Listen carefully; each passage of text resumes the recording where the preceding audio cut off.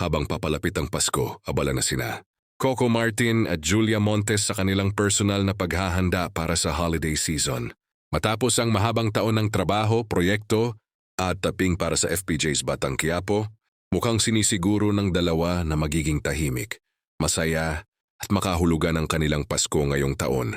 Ayon sa ilang malalapit na source, mas pinipili ng dalawa ang simpleng selebrasyon kasama ang pamilya.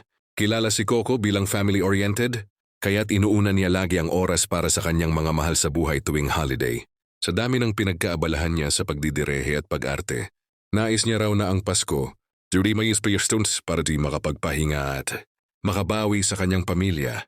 Isa pa, malaking bagay sa kanya na makasama ang mga taong palaging sumusuporta sa kanya kahit gaano siya kabisi. Si Julia naman ay matagal nang nagpapakita ng pagmamahal sa tradisyon ng Pasko mula sa simpleng dekorasyon sa bahay hanggang sa pag-aalaga sa kanyang pamilya. Mahilig din siya sa mga intimate at tahimik na celebration gaya ng paggawa ng homemade goodies, pagbabonding at simpleng salu-salo. Dahil tapos na ang ilang commitments niya ngayong taon, mas nakakapag-focus siya sa personal na paghahanda para sa holiday season. Hindi rin maikakaila na mula noon hanggang ngayon, hindi humuhupa ang kilig ng fans sa tambalan ng dalawa.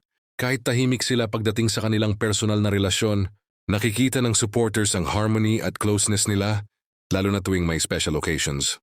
Dahil dito, marami ang nag-aabang kung magpo-post ba sila ng Christmas moments ngayong taon. Sa kabila ng pagiging private nila, malinaw na parehong mahalaga kay Coco at Julia ang Pasko. Hindi dahil sa engranding selebrasyon, kundi dahil ito ang panahon para sa pamilya, pahinga at pasasalamat. Ito ang klase ng holiday na tunay na nagbibigay sa isay sa kanilang pagsisikap buong taon. Kung ano man ang plano nilang dalawa sa mismong araw ng Pasko,